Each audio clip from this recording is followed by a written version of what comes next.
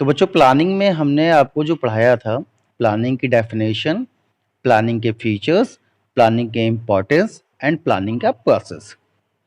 इसके बाद बच्चों स्टार्ट हो जाता है प्लान। देखो प्लानिंग और प्लान उस चैप्टर में दो चीजें हैं। इसके फोर्थ वाले चैप्टर में प्लानिंग है और प्लानिंग के में ही इन चार चीजों के बाद प्लान दिया हुआ है।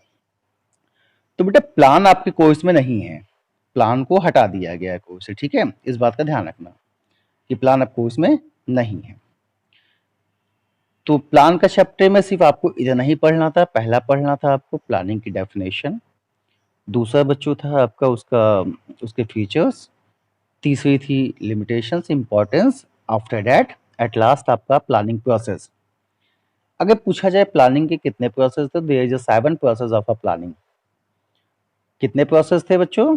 7 प्रोसेस। पहला था सेट एन ऑब्जेक्टिव। जैसे ही आपका आपका ऑब्जेक्ट सेट हो जाता है, दूसरा आप डेवलपमेंट ऑफ प्रेमाइजेस, आपको प्रेमाइजेस डेवलप करना पड़ता है, ठीक है। तो पहला था सेटिंग अप ऑब्जेक्टिव, दूसरा था डेवलपिंग प्रेमाइजेस। जैसे प्रेमाइजेस डेवलप हो जाता था बच्चों, तो उसके बाद हमें लिस्ट बनानी पड़ती थी बेस्ट अल्टरनेटिव्स की। तो हमने लिस्ट बनाई अल्टरनेटिव्स की कि किन किन तरीकों से हमारा काम हो सकता है। That is called a list the alternative. 3 process हो गए। जब हम लिस्ट बना लेते थे तो उसे इवैल्यूएट किया जाता था, that is called a evaluation of a alternative. तो आप इवैल्यूएट करते थे जो भी आपने लिस्ट बनाई। इवैल्यूएशन के बाद आप उसमें सेलेक्ट करते थे बेस्ट अल्टरनेटिव को। जो भी अल्टरनेटिव बेस्ट होता था हम उसे सेलेक्ट कर लेते थे। ये 5वां हो गया। छठा तो जो उसमें 6 प्रोसेस था वो था implement of plan, implementation of plan. जो भी आपने अपना प्लान डॉक्यूमेंट पे तैयार किया है उसको इम्प्लीमेंट कीजिए। और लास्ट वाला जो था that is called a follow up, कि जो भी आपका प्लान इम्प्लीमेंट हुआ है उसको वॉच कीजिए, उसको आप देखिए कि क्या वो प्लान चल पा रहा है या नहीं। तो बच्चों that is called a planning process. यही क्या था planning process. It is the most important in this chapter. याद रखिएगा प्लानिंग से अगर कोई क्वेश्चन बनता है ज्यादातर तो प्लानिंग प्रोसेस से बनता है मैक्सिमम, कि ये चीजें हैं तो बताइए। जो भी आप अगर केस स्टडी भी पढ़ोगे प्लानिंग की, तो प्लानिंग के प्रोसेस से केस स्टडीज आपको दिखेंगी।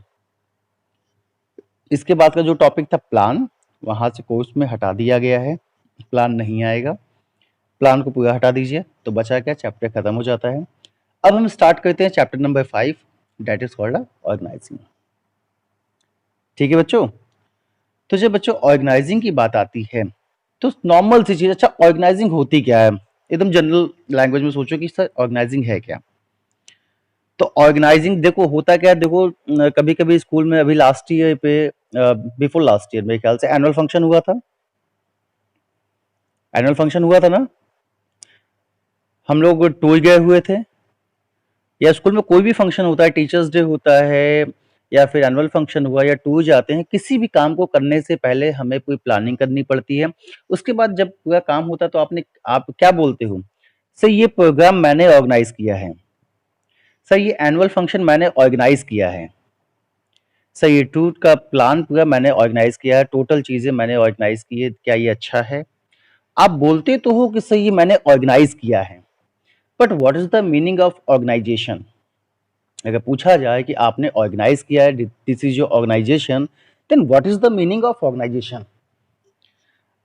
अब बात निकल के आती है सर हमने ऑर्गेनाइज किया, क्या आपने अकेले ऑर्गेनाइज किया, ये बताइए।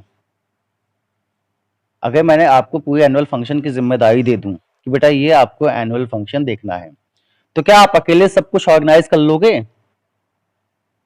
बोलो। आप उधर से रिस्पॉन्स देते जाइए तभी मुझे समझ में आएगा कि आपको समझ में आएगा। बोलो बेटा, क्या अकेले कोई चीज ऑर्गेनाइज हो सकती है? नहीं।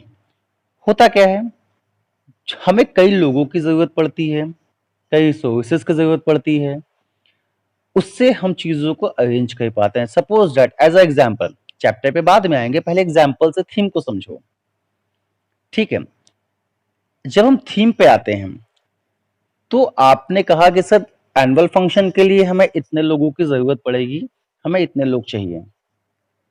हमने 10 तरीके के लोगों को आपको दे दिया, अब आपने कहा सर मुझे 10 लोग चाहिए, मैंने 10 लोग दे दिए, 10 की एक्टिविटीज अलग अलग है, सबको सब काम नहीं आता, किसी को कोई काम आता होगा तो किसी को कोई काम आता होगा, उनकी डिफरेंट डिफरेंट एक्टिविटीज हैं, सब अपनी अपनी एक्टिविटीज में स्पेशलिस्ट हैं।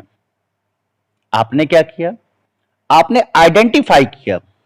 क्या किया, आइडेंटिफाई मतलब पहचाना। क्या पहचाना, डिफरेंट एक्टिविटीज को, किसकी क्या एक्टिविटीज है। तो identified and grouping the different activities, आपने आइडेंटिफाई किया, उसका एक ग्रुप बना दिया कि ये 5 लोगों का, ये 2 लोग का, ये 3 लोग का ग्रुप है जो इन इन चीजों को देखेगा। तो identify and grouping the different activities,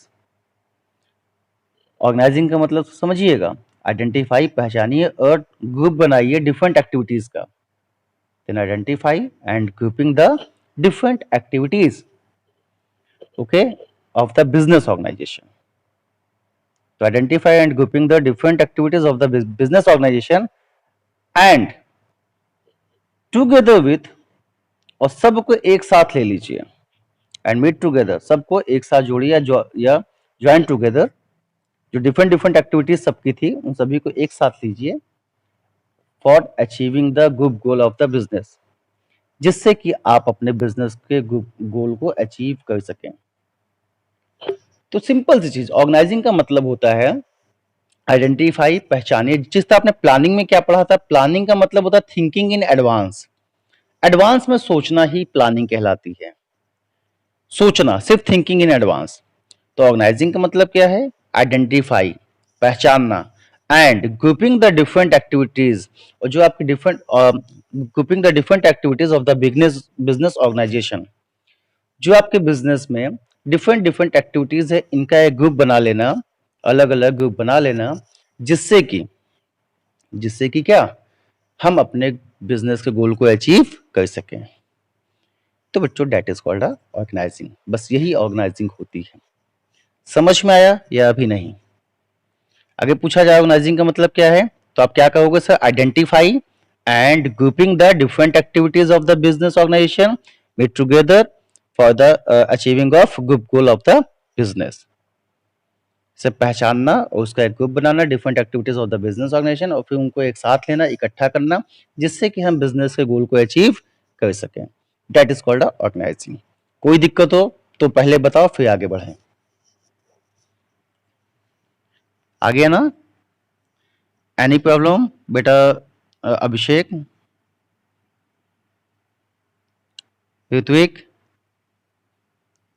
तो समझ में आया? अगर पूछा जाए कि ऑर्गेनाइजिंग क्या होती है तो आप बता लोगे कि सर ऑर्गेनाइजिंग मतलब आइडेंटिफाई, आइडेंटिफाइंग करना, पहचानना। क्या पहचानना, जो भी एक्टिविटीज है उनको आप पहचानिए, and grouping the different activities of the business organisation and meet together for the achieving of group goal of the business. तो यहाँ पे बच्चों आइए देखते हैं इसकी कुछ चीजें। सपोज दैट, ये तो मीनिंग, तो आप देखोगे यहाँ पे मीनिंग में, तो यहाँ पे साफ साफ लिखा है organising can be defined as a process, दिखाई देगा होगा। ऑर्गेनाइजिंग का लास्ट में देखिए, लास्ट फोर्थ लाइन से, organizing can be defined as a process that initiate implementation of plan, कि जैसा ही आपने इसको, implementation of plan क्या था, प्लानिंग का प्रोसेस था, जब आप अपना प्लान इंप्लीमेंट करते हो by clarifying job and working relationship and effectively deploying resources for attainment of identified and desired result. देखो लास्ट में लिख दिया ना, आइडेंटिफाइड एंड डिजायर्ड रिजल्ट लिख दिया है। तो that is called a planning, कि किसी जो भी आपने प्लान इंप्लीमेंट किया है उससे रिलेटेड जो भी जॉब्स हैं, जो भी वर्किंग रिलेशनशिप्स हैं, जो आपकी जॉब है, जो भी आपका प्लान इंप्लीमेंट हुआ है, जिस भी चीज़ के लिए आपने प्लान किया है, उससे रिलेटेड जो भी आपकी जॉब है, जो भी आपकी वर्किंग रिलेशनशिप्स हैं, उससे इफेक्टिवली पहचानना या attainment of identified and desired result, उसे आइडेंटिफाई करना, पहचानना, ग्रुप बनाना, जिससे कि आप अपने रिजल्ट को आसानी से पा सकें। अब इसके बाद जब हम इसकी डेफिनेशन पढ़ लेते हैं बच्चों, तो इसके बाद हम आते हैं, क्या लिखा है, step in the process of organising, दिखाई देगा स्क्रीन सभी को। Steps in the process of organising means ये ऑर्गेनाइजिंग का प्रोसेस है, बेटा प्लानिंग के अभी मैंने आपको 7 प्रोसेस बताए थे, कैसे प्लानिंग की जाती है बताए थे ना। अब हम देखेंगे सर ऑर्गेनाइजिंग कैसे की जाती है, कैसे हम चीजों को ऑर्गेनाइज करते हैं, कैसे चीजों को धीमे धीमे एक स्टेप टू स्टेप ऑर्गेनाइज किया जाता है। आइए देखते हैं पहला क्या है। बेटा ऑर्गेनाइजिंग का सबसे पहला काम, जैसा कि आपने डेफिनेशन में पढ़ा, क्या पढ़ा, आइडेंटिफिकेशन पढ़ा कि नहीं पढ़ा, पहचानना, आइडेंटिफाई करना कि हमें किन किन चीजों की जरूरत पड़ेगी, कौन कौन सी एक्टिविटीज चाहिए, कौन कौन से रिसोर्सेज चाहिए, कौन कौन सी मशीन चाहिए। सबसे पहला क्या है, आइडेंटिफिकेशन करना। और उसके बाद जैसे ही हमने पहचाना, डिवीजन ऑफ वर्क। यहाँ पे बच्चों ध्यान से समझना, यहाँ पे जो ऑर्गेनाइजिंग की बात की जाती है, that is only a man and the machines. जो मैन है, मैन पावर है बिजनेस में, उनकी और मशीन्स की बात की जाती है, या पैसों की। भाई इन्हीं तीन चीज से बिजनेस चलता है, इन्हीं तीन चीज को ऑर्गेनाइज करना पड़ता है। या तो पैसा, पैसा कहाँ से आएगा। इसके बाद दूसरी चीज क्या होती है, मशीन्स, कौन कौन सी मशीन्स या प्रीमाइजेस बिजनेस में लगेंगे। थर्ड वन क्या है, मैन पावर। तो डिपेंड, आप एक चीज को पकड़ के चलो, आपको अच्छे से समझ में आएगा। आप पकड़ के चलो मैन पावर को। ऑर्गेनाइजिंग में चूंकि ऑर्गेनाइजेशन बनता है, एक ऑर्गेनाइजेशन आदमियों से ही बनता है, तो आप बेटा मैन पावर को सिर्फ दिमाग में रखो, आदमियों को, कि बिजनेस में जो आदमी आते हैं, जो मैन पावर ह्यूमन आते हैं, वर्कर्स आते हैं, हम इनको लेके चल रहे हैं, हमें इनको ऑर्गेनाइज करना है। तो आपको बहुत अच्छे से चीजें समझ में आ जाएंगी। कैसे, सपोज दैट हमने कोई बिजनेस स्टार्ट किया, हमें 50 आदमियों की जरूरत है या 100 आदमियों की जरूरत है, और 100 आदमी के डिफरेंट डिफरेंट डिपार्टमेंट बनाने हैं। भाई ऑर्गेनाइजिंग में क्या होता है, डिफरेंट डिफरेंट डिपार्टमेंट बनता है। जिस तरह आप स्कूल में जाते होगे, आपको ऑफिस अलग दिखती होगी, प्रिंसिपल रूम अलग दिखता होगा, मैनेजर रूम अलग दिखता होगा, स्टाफ रूम अलग दिखता होगा, वर्कर्स के रूम अलग दिखते होंगे, सब दिखता है ना अलग अलग। तो ये क्या है बेटा, एक ही बिल्डिंग में कई डिपार्टमेंट बने हैं कि नहीं बने हैं, एक ही बिल्डिंग में कई डिपार्टमेंट बने हैं। इसी डिपार्टमेंट को ऑर्गेनाइज करना ही ऑर्गेनाइजेशन कहलाता है, कि इन डिपार्टमेंट में किन किन लोगों को हम भेजेंगे। तो पहला क्या है, आइडेंटिफिकेशन। सपोज दैट स्कूल में या आपके बिजनेस में 50 लोग बाहर खड़े हैं, पहले तो आइडेंटिफाई कीजिए। क्या आइडेंटिफाई करना है, कौन सा आदमी किस काम के लिए सही है। भाई जिस तरह स्कूल में, अगर मान लीजिए स्कूल का एग्जाम्पल लीजिए, स्कूल में 50 लोग हैं अगर, तो उसमें से 5-6 लोग ऑफिस का वर्क देखने के लिए सही होंगे, उनको ऑफिस में भेज दिया। एक एक इंसान को प्रिंसिपल बना दिया गया, चलो उन्हें प्रिंसिपल रूम में भेज दिया गया। 20 टीचर्स रखे गए, उनको स्टाफ रूम में भेज दिया गया, क्योंकि वो टीचर्स हैं, उनके अंदर एबिलिटी टीचर्स की है। उसमें से 5 to 10 ड्राइवर्स हैं, जिनको गाड़ियों का पूरा दे दिया गया कि आप कोई गाड़ियों को देखिए, स्कूल में जितनी भी गाड़ियां चलेंगी। तो इस तरीके से हर डिपार्टमेंट में पहले हमने क्या किया, आदमियों की एबिलिटी को पहचाना, आइडेंटिफाई किया। आइडेंटिफाई करने के बाद डिवीजन ऑफ वर्क, काम को बांट दिया सभी में, कि आपका ये काम है, आपका ये काम है, आपका ये काम है, आपका ये काम है। अगर बच्चों एक टीचर है जिसको हम स्टाफ रूम में भेजे हैं, क्या वो ऑफिस में कभी भी फीस जमा करने जाएगा क्या, नहीं जाएगा ना। तो बेटा पहला प्रोसेस समझ में आया, identification and division of work. अब आप बिजनेस के पॉइंट ऑफ व्यू से सोचो, बिजनेस में कई तरीके के डिपार्टमेंट होते हैं। जिस तरह परचेस डिपार्टमेंट अलग होता है, सेल्स डिपार्टमेंट अलग होता है, फाइनेंस डिपार्टमेंट अलग होता है, मैनेजमेंट का डिपार्टमेंट अलग होता है, ह्यूमन रिसोर्स मैनेजमेंट का डिपार्टमेंट अलग होता है। आपने देखा होगा, परचेस डिपार्टमेंट का काम सिर्फ परचेस करना है कि मटेरियल्स कहां से आएंगे जिससे कि हम प्रोडक्शन कर सकें। सेल्स डिपार्टमेंट का काम सिर्फ आपके फिनिश्ड प्रोडक्ट को बेचना होता है। एक क्वालिटी क्वालिटी कंट्रोल डिपार्टमेंट होता है, जिसका काम है आपके प्रोडक्ट की क्वालिटी को चेक करना। एक ह्यूमन रिसोर्स डिपार्टमेंट होता है, जिसका काम है बिजनेस में जितने भी आदमियों की नीड्स होगी उनको ले आना। तो बच्चों इस तरीके के एक बिजनेस, एक बड़े बिजनेस में, कंपनियों में कई डिपार्टमेंट्स होते हैं अलग अलग। अब इनमें आदमियों की जरूरत पड़ेगी। परचेस, जो आदमी अगर परचेस डिपार्टमेंट में माहिर है, एक्सपीरियंस होल्डर है, क्या अगर हम उसे सेल्स में भेजेंगे तो काम हो पाएगा क्या, नहीं हो पाएगा, क्योंकि उसे परचेस करना आता है, उसे सेल्स करना नहीं आता। जिसे सेल्स करना आता है उसे परचेस करना नहीं आता। तो हमारे पास जो भी आदमी आते हैं, उनकी क्वालिफिकेशन, एजुकेशन के हिसाब से हम आइडेंटिफाई करते हैं कि ये किस एक्टिविटी के लिए सही है। आफ्टर दैट हम उसे उसी एक्टिविटी में या उस डिपार्टमेंट में भेज देते हैं। तो बेटा इसका पहला प्रोसेस समझ में आया, identification and division of work. कोई दिक्कत, चलो हाँ बेटा। इसके बाद बेटा दूसरा आपको दिखाई दे रहा है, डिपार्टमेंटलाइजेशन। चलो बेटा, सेकंड पॉइंट है डिपार्टमेंटलाइजेशन। पहला प्रोसेस हो गया कि हमने क्या किया बच्चों, हमने किया आइडेंटिफाई किया और लोगों में काम को बांट दिया। अब बेटा जब लोगों में काम को बांट दिया तो उनके अलग अलग डिपार्टमेंट बनाने पड़ेंगे कि नहीं बनाने पड़ेंगे। जिस तरह मैंने आपको 5-6 डिपार्टमेंट का नाम बताया, परचेज डिपार्टमेंट अलग, तो जिन लोगों को हमने परचेज के लिए चुना है उनको हम कहां भेज देंगे, परचेज डिपार्टमेंट में। सेल्स डिपार्टमेंट अलग है, जिन लोगों को हमने सेल्स डिपार्टमेंट के लिए सेलेक्ट किया उनको कहां भेजेंगे, सेल्स डिपार्टमेंट में। समझ में आया, जिन लोगों को हमने ह्यूमन रिसोर्स डिपार्टमेंट के लिए सेलेक्ट किया है उनको हम वहां भेजेंगे। जिस तरीके से स्कूल में देख लो, जिन लोगों को ऑफिस के लिए सेलेक्ट किया उसको ऑफिस में भेजेंगे, जिनको टीचर्स के लिए सेलेक्ट किया स्टाफ रूम में भेजेंगे, जिनको ड्राइवर्स के लिए सेलेक्ट किया है उनको गाड़ियों के पास भेजेंगे जहां पे गाड़ियां खड़ी होती है, जिसको हम एमटी कहते हैं। समझ में आया इतना। तो बेटा डेट इज कॉल्ड डिपार्टमेंटलाइजेशन की ऑर्गेनाइजिंग में दूसरा प्रोसेस क्या होता है कि हमें डिपार्टमेंटलाइजेशन करना पड़ता है, हमें डिपार्टमेंट बनाने पड़ते हैं। अब बेटा ये डिपार्टमेंट दो तरीके के होते हैं, एक होता है फंक्शनल डिपार्टमेंट और दूसरा होता है डिविजनल डिपार्टमेंट। ध्यान से मेरी बात को सुनना, एक होता है बच्चों फंक्शनल डिपार्टमेंट, दूसरा होता है डिविजनल डिपार्टमेंट।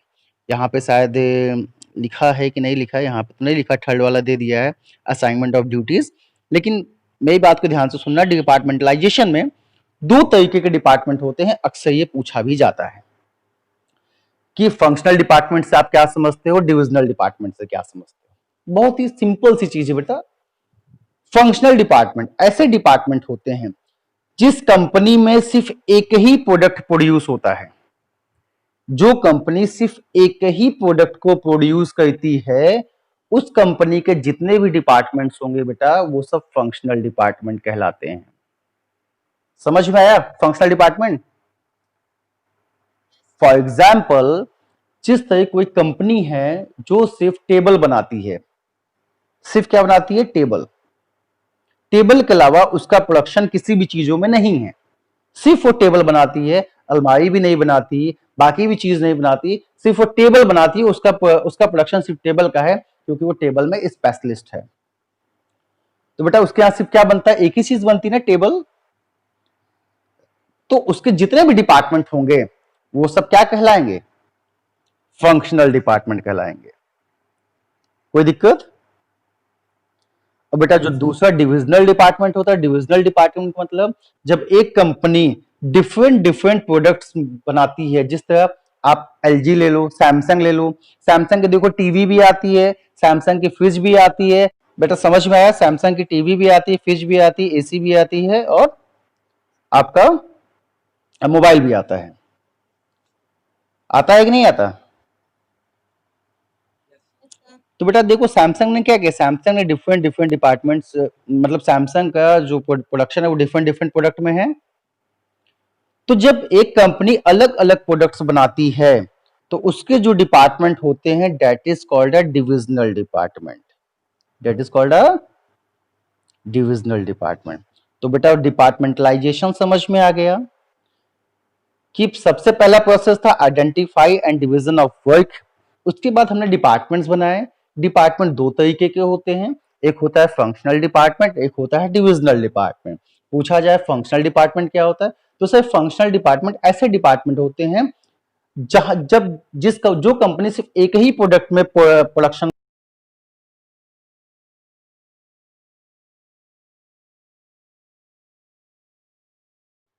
कोई दिक्कत है यहां तक, आगे बढ़े।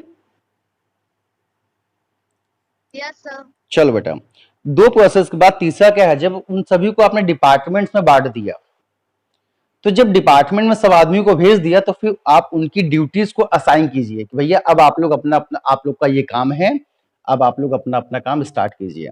That is called assignment of duties, कि हर एक डिपार्टमेंट में कौन कौन से काम है।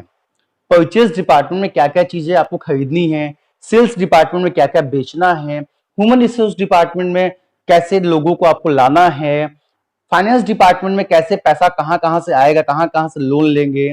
ठीक है, तो आप सभी की ड्यूटीज को असाइन कीजिए, सबको उनकी ड्यूटीज को बता दीजिए कि आप लोगों की ये ड्यूटीज है। तो ये होता है बेटा ऑर्गेनाइजिंग का third process, that is called assignment of duties. कोई दिक्कत? तो पहला क्या था? Yes, sir. पहला क्या था? Identification and division of. Second वाला डिपार्टमेंटलाइजेशन। डिपार्टमेंटलाइजेशन कितने तरीके के होते हैं? दो तरीके के, एक फंक्शनल, एक डिविजनल। कोई दिक्कत? बेटा थर्ड वाला पॉइंट क्या है? असाइनमेंट ऑफ ड्यूटीज, कि हमने जब उनको उनके डिपार्टमेंटलाइजेशन में बांट दिया तो डिपार्टमेंटलाइजेशन बनाने के बाद हमें उनकी ड्यूटी को असाइन करना पड़ेगा। ठीक है बेटा। फोर्थ देखो क्या है? Establishing reporting relationship. चौथा आपको क्या बनाना पड़ता है? आपको एक रिपोर्टिंग रिलेशनशिप बनाना पड़ता है। बेटा ये रिपोर्टिंग रिलेशनशिप क्या होता है? आपने लेवल ऑफ मैनेजमेंट पढ़ा होगा ना, top level, middle level, lower level. तो देखो उसमें उसमें एक रिपोर्टिंग रिलेशनशिप होता है कि नहीं, कि कौन किसको रिपोर्ट करेगा। भाई लोअर लेवल वाला क्या लोअर लेवल वाला टॉप लेवल पे जाएगा क्या? नहीं। लो हाँ, लोअर लेवल की कोई भी रिपोर्ट होगी तो मिडिल लेवल को देगा, मिडिल लेवल की कोई रिपोर्ट होगी तो वो टॉप लेवल को देगा। तो बेटा इनके इनके बीच में एक रिपोर्टिंग रिलेशनशिप है कि नहीं है? बिल्कुल है। तो बेटा ऑर्गेनाइजिंग का ये भी प्रोसेस होता है।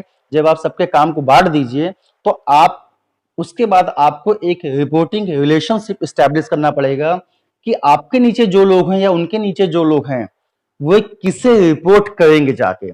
जिस तरीके से स्कूल में देखो एक मॉनिटर सीधे प्रिंसिपल सर के पास रिपोर्ट करने नहीं जाता, जाता है क्या? नहीं जाता।